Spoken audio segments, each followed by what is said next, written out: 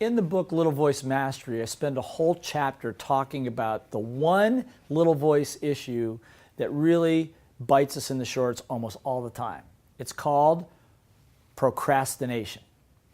I'm sure you've never experienced it in your life, or maybe you're just waiting and you're procrastinating, experiencing procrastination. I don't know. But procrastination kills dreams.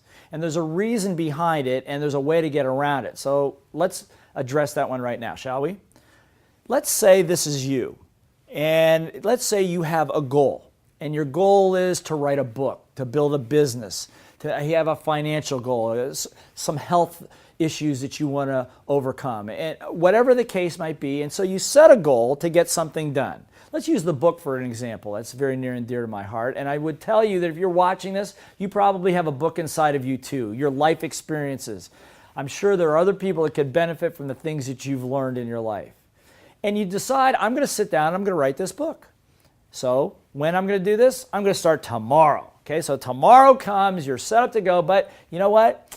You check your emails and you got a couple of emails you need to answer right away. And somebody just sent you a text message, you're going to address that. You got a couple errands to run, a couple conference calls to do, all kinds of stuff shows up. And you know what?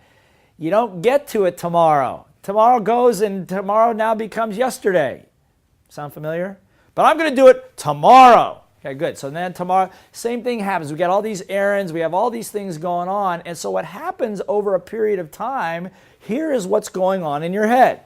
Somehow or other, think about this for a second. Somehow the goal represents the big you. This is you. It's a reflection of you, your health, your book, your business, your financial future.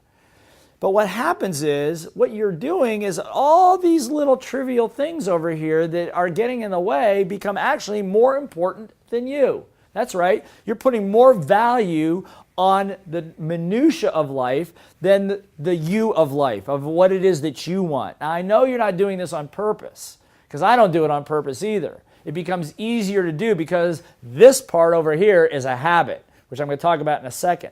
This part is a habit. It's a distraction. It's even an addiction of some sort. But what happens is it builds what we call a resistance. What's the word, please? Thank you. The word is resistance. It's a resistance to what it is you really want. Now, you're saying to me, Blair, but how can that be resistance? It's still something I want. I'm just putting it off. No, here's what happens.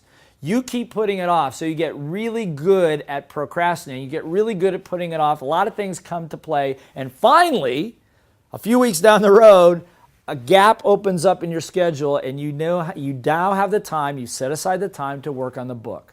And you sit there, and your brain is blank, and you're a little confused, and then this little voice pops in and says, well, who's going to want to listen to your book anyway? What do you got to say? Nobody wants to listen to you. You're not rich enough. You're not successful enough. You have a rah, rah, rah, rah, rah.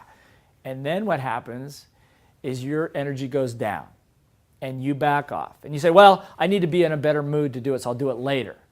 But you know what? Later, the same thing happens. And the more that resistance keeps building up. Now, why is it building up? Why did it say nobody wants to listen to you? Just self-protection. Because it doesn't want you to get upset, doesn't want you to look stupid, doesn't want you to feel failure, whatever the case might be. But procrastination can be devastating. Interestingly enough, the solution? Gratitude exercise, which we covered in the prior chapter. By doing a daily gratitude exercise over yourself every day, all of a sudden you will notice every day your priorities are automatically beginning to shift. Not because you're making them shift, because something's happening inside. You're reprogramming your priorities. You're bringing out the big you and making that the most important thing. This is how we're going to end procrastination.